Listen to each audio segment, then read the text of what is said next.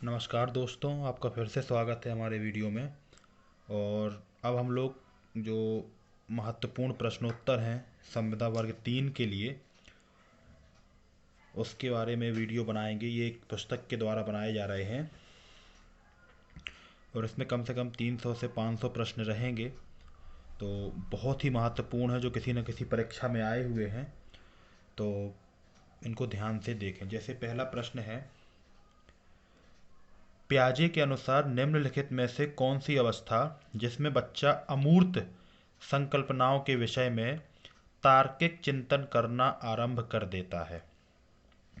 तो यहाँ अवस्थाएं दी गई हैं, तो इसका उत्तर है औपचारिक संक्रियात्मक अवस्था, जो कि 11 वर्ष से ऊपर होती है। क्या करना शुरू कर देता है? तार्किक चिंतन करना आरंभ कर देता है।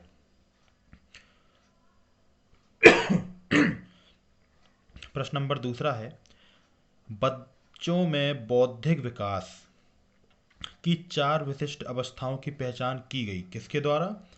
पियाजे के द्वारा। तो अगर कभी भी 4 अवस्थाओं की बात आती है तो आपको समझ जाना है कि ये पियाजे की बात हो रही है।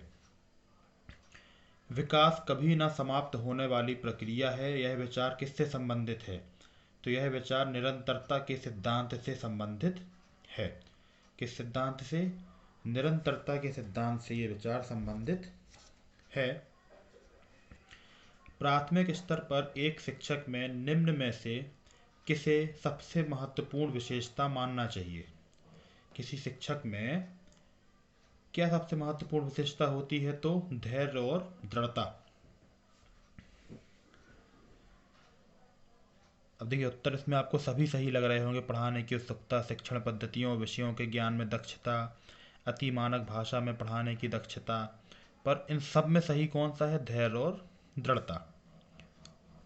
निम्न में से कौन सा शिक्षार्थियों में सृजनात्मकता का पोषण करता है? तो प्रत्येक शिक्षार्थी की अंतर्जात प्रतिभाओं का पोषण करना एवं प्रश्न करने के अवसर उपलब्ध कराना। अगला प्रश्न, वह अवस्था जब बच्चा तार्किक रूप से वस्तुओं व घटनाओं के विषय में चिंतन प्रारंभ करता है। तो मूर्त संक्रियात्मक अवस्था।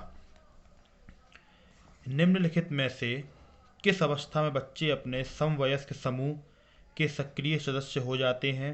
तो किशोरावस्था। निम्न कक्षाओं में शिक्षण की खेल विधि आधारित है विकास एवं वृद्धि के मनोवैज्ञानिक सिद्धांत पर। विकास एवं वृद्धि के मनोवैज्ञानिक सिद्धांत पर।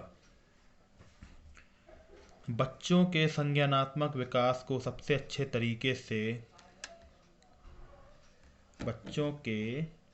संज्ञानात्मक विकास को सबसे अच्छे तरीके से कहाँ परिभाषित किया गया है? विद्यालय एवं कक्षा में। विद्यालय एवं कक्षा में। निम्न में से कौन पियाजे के अनुसार बौद्धिक विकास का निर्धारक तत्व नहीं है? सामाजिक संचरण। बालकों की सोच अमूर्तता की अपेक्षा मूर्त अनुभवों एवं प्रत्ययों से होती है। यह अवस्था है 7 से 12 वर्ष। विकास के संदर्भ में निम्न में से कौन सा कथन गलत है या सत्य नहीं है? तो देखिए, विकास की प्रत्येक अवस्था में अपने खतरे हैं, ये सही है। विकास सांस्कृतिक परिवर्तनों से प्रभावित होता है। विकास की प्रत्येक अवस्था की अपनी विशेषताएं होती हैं। विकास उकसाने या बढ़ावा देने से नहीं होता है, जबकि होता है। ठीक है, तो ये वाला सही नहीं है। अगला है,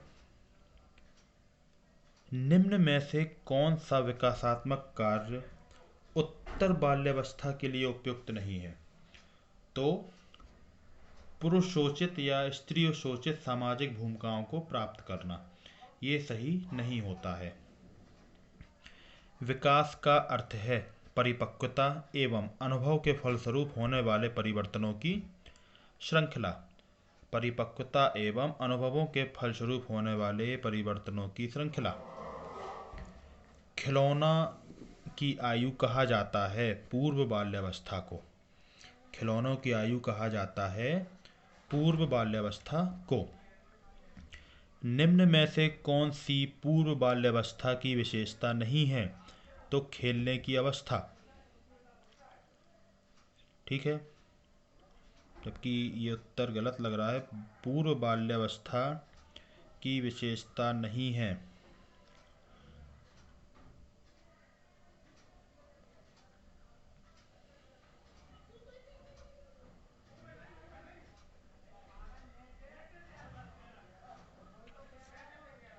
उत्तर बाल्यावस्था में बालक भौतिक वस्तुओं के किस आवश्यक तत्व में परिवर्तन समझने लगते हैं? तो वे द्रव्यमान, संख्या और क्षेत्र में अंतर समझने लगते हैं। व्यक्तित्व स्थायी समायोजन है पर्यावरण के साथ, जीवन के साथ, प्रकृति के साथ। दूसरे वर्ष में अंत तक शिशु का शब्द भंडार हो जाता है 100 शब्द। शर्म तथा गर्व जैसी भावना का विकास किस अवस्था में होता है? तो ये होता है बाल्यावस्था और किशोरावस्था। मैगड्यूल के अनुसार मूल प्रवृत्ति जिज्ञासा का संबंध कौन से संवेग से है? आश्चर्य से।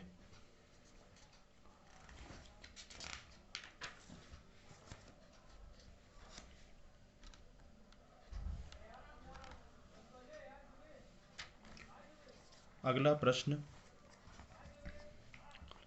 शैशवावस्था की मुख्य विशेषता क्या नहीं है? चिंतन प्रक्रिया। किस मनोवैज्ञानिक के अनुसार विकास एक सतत और धीमी प्रक्रिया है? स्किनर के अनुसार बाल्यावस्था होती है 12 वर्ष तक। व्यक्तित्व विकास की अवस्था है अधिगम एवं वृद्धि। विकास में वृद्धि से तात्पर्य है आकार, सोच, समझ, कौशलों में वृद्धि। परिपक्वता का संबंध है विकास से। तनाव और क्रोध की अवस्था है किशोरावस्था। बच्चों की रुचि बनाए रखने के लिए आप कौन सी विधि का चयन करेंगे? बच्चों को स्वयं गतिविधि करने के लिए देंगे। एक बच्चे की मानसिक आयु 12 वर्ष एवं वास्तविक आयु 10 वर्ष है, तो उसकी बुद्धि लब्धि क्या होगी? 120। शारीरिक विकास का क्षेत्र है स्नायुमंडल। मूल्यांकन किया जाना चाहिए बच्चों को सीखने के स्तर का ज्ञान पता लगाने के लिए, और इसका उत्तर बच्चों की उपलब्धि का पता लगाने के लिए ज़्यादा सही होगा। शरीर के आकार में वृद्धि होती है क्योंकि शारीरिक और गत्यात्मक विकास होता है। मानसिक विकास को प्रभावित करने वाले कारक हैं वंशानुक्रम, परिवार का वातावरण, परिवार की सामाजिक स्थिति। प्याजे के संज्ञानात्मक विकास के संवेदी क्रियात्मक अवस्था होती है जन्म से 2 वर्ष। जन्म से 2 वर्ष। निम्नलिखित में से कौन सा कथन सत्य है? बुद्धि का लिंग के साथ संबंध नहीं है। परामर्श का उद्देश्य है बच्चे को समझना, बच्चे की कमियों का कारण पता करना, बच्चे को समायोजन में सहायता करना। शिक्षा मनोविज्ञान की दृष्टि से निम्न में से कौन सा कथन सत्य है? बच्चे अपने ज्ञान का सृजन स्वयं करते हैं। बच्चे अपने ज्ञान का सृजन स्वयं करते हैं। बच्चों में नैतिकता की स्थापना के लिए सर्वोत्तम मार्ग है शिक्षक का आदर्श रूप में व्यवहार करना। शिक्षक जैसा व्यवहार करते हैं बच्चे भी उसी तरीके का व्यवहार करने की कोशिश करते हैं। शिक्षक एवं शिक्षार्थी के मध्य संबंध होना चाहिए स्नेह का, विश्वास का, सम्मान का।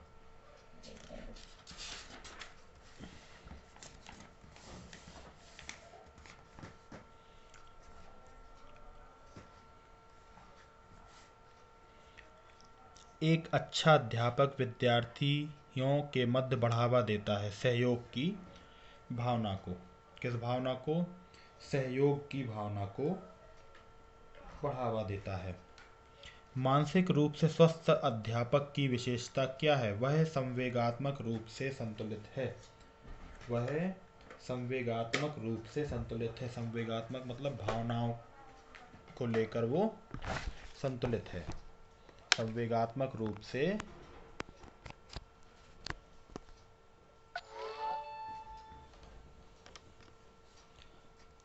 शिक्षा का अति महत्वपूर्ण उद्देश्य है बच्चे का सर्वांगीण विकास। ये बहुत जगह पूछा जाता है। तो शिक्षा का अति महत्वपूर्ण उद्देश्य है बच्चों का सर्वांगीण विकास। बच्चे की बुद्धि लब्धि 90 से 110 के मध्य है, वह है सामान्य बुद्धि।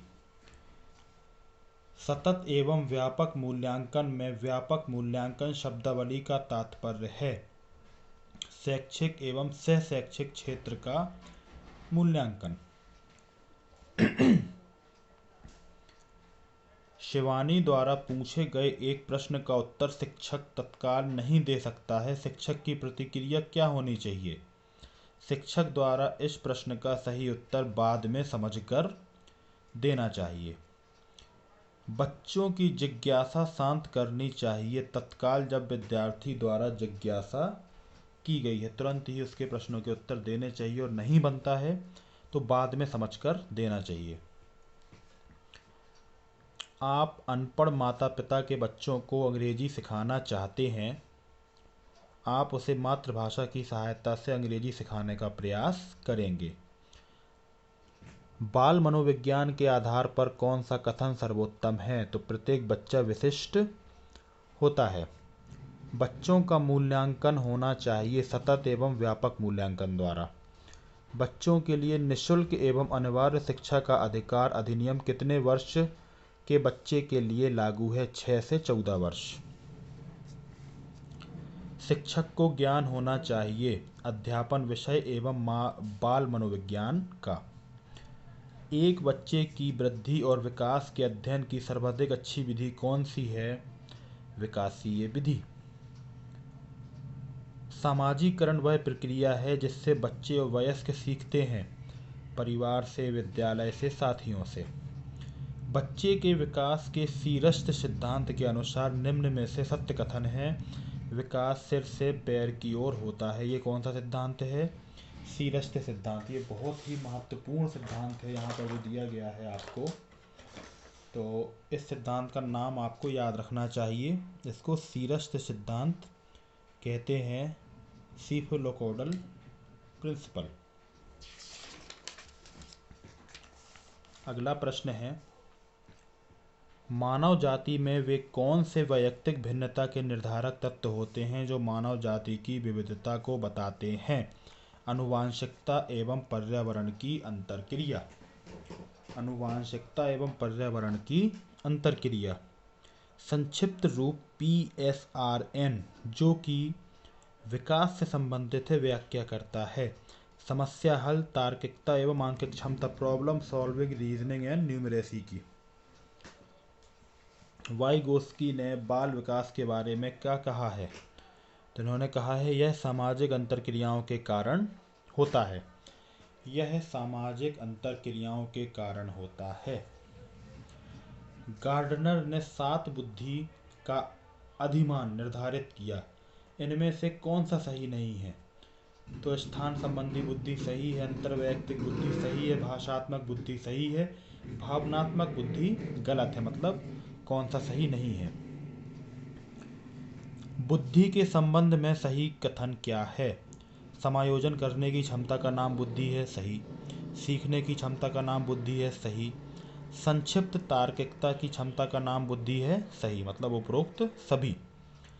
घटना और वस्तुओं के बारे में एक बच्चा तार्किक रूप से सोच सकता है। प्याजे के चरणों के संबंध में कथन सही है मूर्त संचालन प्रक्रिया में। मूर्त संचालन प्रक्रिया, कंक्रीट ऑपरेशनल प्रोसेस। सहयोगात्मक रणनीति की किस श्रेणी में महिलाएं निम्न से संबंधित नहीं होती? कॉपिंग स्ट्रेटजी में प्रतिरोध।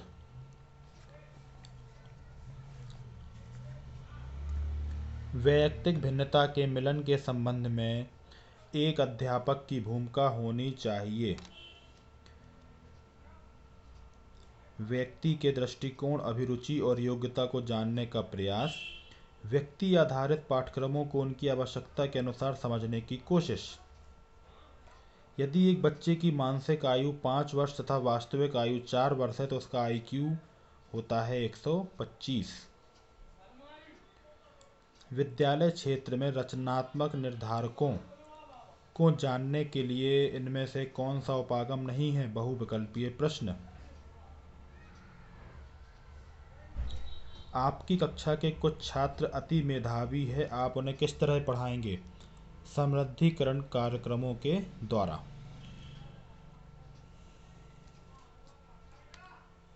नैदानिक परीक्षा का मुख्य उद्देश्य है अकादमिक कठिनाइयों के कारणों का पता लगाना। एकेडमिक डिफिकल्टीज जो होती है बच्चों को, उसके कारणों का पता लगाना। मनोविज्ञान शिक्षा का आधारभूत विज्ञान है। यह किसने कहा? स्किनर ने। आधुनिक मनोविज्ञान का अर्थ है व्यवहार का अध्ययन। हिंदी अक्षरों को बालक किस आयु में पहचानने लगते हैं? 5 वर्ष की आयु में। हिंदी अक्षरों को बालक 5 वर्ष की आयु में पहचानने लगते हैं। बुद्धि लब्धि IQ मापन के जन्मदाता हैं टरमैन। कौन? टरमैन। एलेक्सिया है पढ़ने की अक्षमता।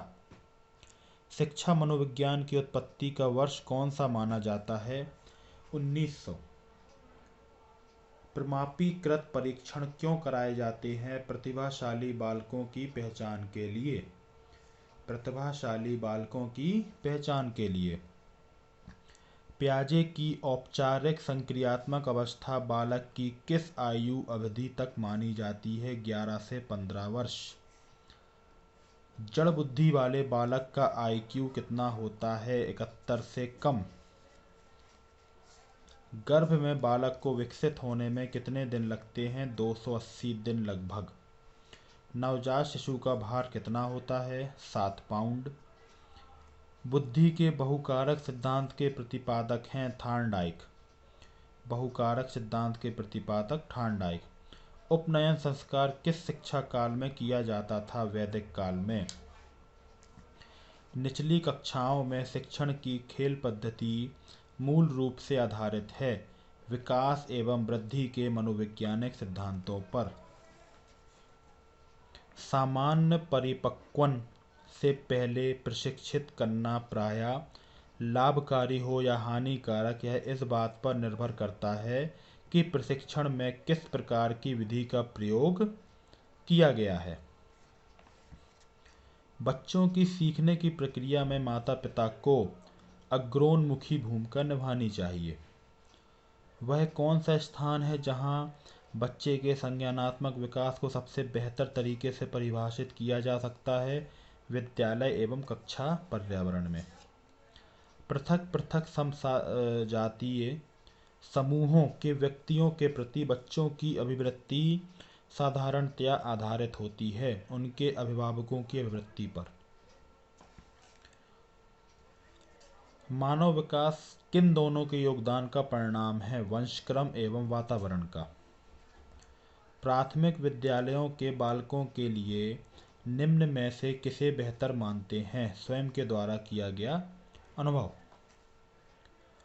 विद्यार्थियों के अच्छे मानसिक स्वास्थ्य को बनाए रखने के लिए निम्न में से कौन सा तरीका अधिक महत्वपूर्ण है? अध्यापक की भूमिका एवं विद्यालयीय वातावरण। निम्न में से कौन सा बच्चे की सामाजिक मनोवैज्ञानिक अवस्थाओं के साथ संबंध नहीं है? तो शरीर से अपशिष्ट पदार्थों का नियमित रूप से बाहर निकलना सामाजिक मनोवैज्ञानिक अवस्थाओं के साथ संबंधित नहीं है। विद्यार्थियों को विद्यालय में खेलना क्यों उचित है? यह सहयोग एवं शारीरिक संतुलन का विकास करेगा। जिस प्रक्रिया में व्यक्ति दूसरों के द्वारा या दूसरों के व्यवहार को देखकर सीखता है, ना कि प्रत्यक्ष अनुभव से, को कहा जाता है सामाजिक अधिगम। निम्न में से कौन सा बुद्धिमान बच्चे का लक्षण नहीं है? वह जो लंबे निबंधों को बहुत जल्दी रटने की क्षमता रखता है।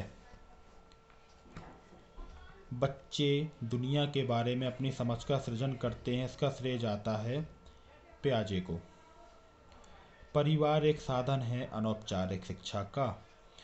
एक शिक्षक विद्यार्थियों में सामाजिक मूल्यों को विकसित कर सकता है आदर्श रूप से बर्ताव करके।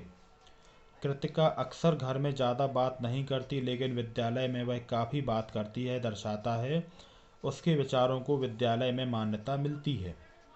एक प्रमाणीकृत पठन परीक्षण लेने के लिए 5वीं कक्षा को प्रस्तुत करने में शिक्षक को अधिकाधिक परामर्श दिया जाता है कि परीक्षण में आने वाले समान प्रकार के प्रश्नों के उत्तर देने के लिए छात्रों को अभ्यास कराए। कौन सा सिद्धांत व्यक्त करता है कि मानव मस्तिष्क एक बर्फ की बड़ी चट्टान के समान है जो अधिकांशतः छिपी रहती है एवं उसमें चेतन के 3 स्तर हैं? मनोविश्लेषणात्मक सिद्धांत।